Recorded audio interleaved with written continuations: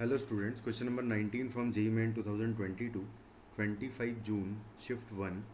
The question is, let x equal to 2t and y equal to t square upon 3 be a conic.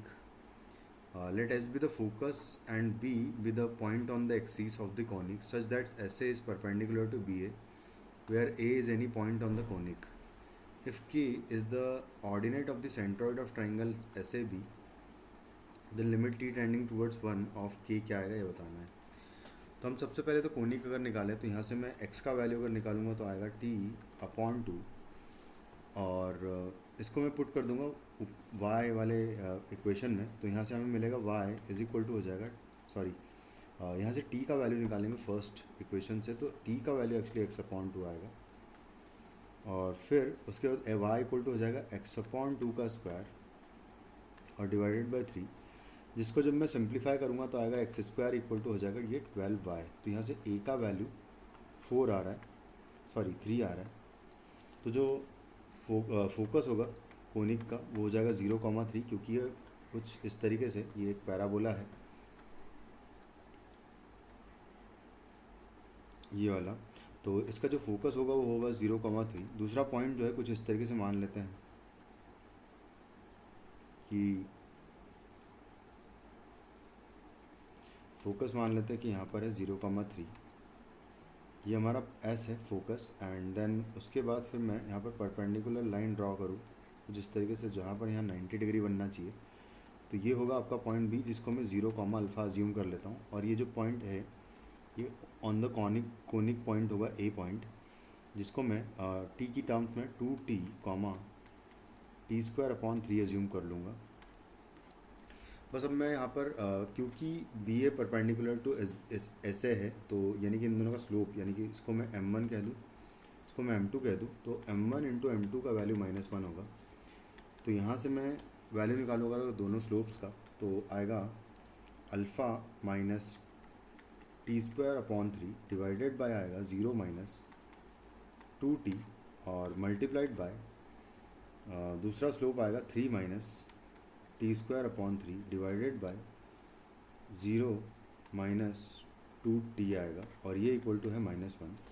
तो यहाँ से हम लोग alpha की value निकाल सकते हैं। तो एक्चुअली 3 अल्फ़ा की वैल्यू यहाँ से निकाल लेंगे, जो कि आ जाएगी 27t स्क्वायर प्लस t की पावर 4 हो जाएगा और डिवाइडेड बाय आएगा t स्क्वायर -9।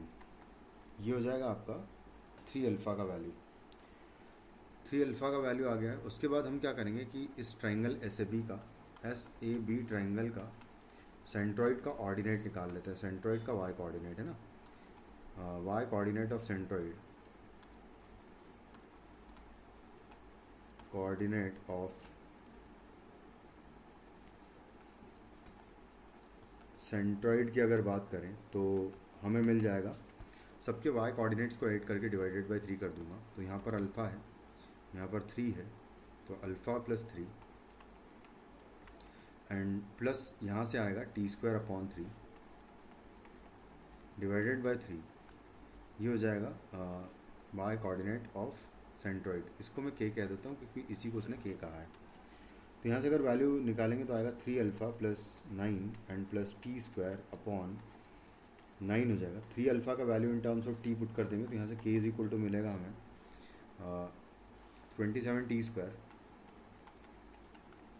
प्लस टी की पावर 4 और डिवाइडेड बाय आएगा T square -9 plus 9 plus T square और डिवाइडेड बाय, या फिर टी स्क्वायर प्लस 9 लिख देता हूँ इसको मैं, टी स्क्वायर प्लस 9 और डिवाइडेड बाय आएगा 9। इसको सिंप्लीफाई करेंगे तो हमें यहाँ से वैल्यू मिल जाएगी टी जो है वो टेंडिंग टूवर्ड्स, और इस 9 को मैं 1/9 आगे लिख दूंगा। तो मैं बस अब लास्ट फाइनल सेक्शन कर देते हैं कि हमको लिमिट टी टेंडिंग टूवर्ड्स 1 निकालना है।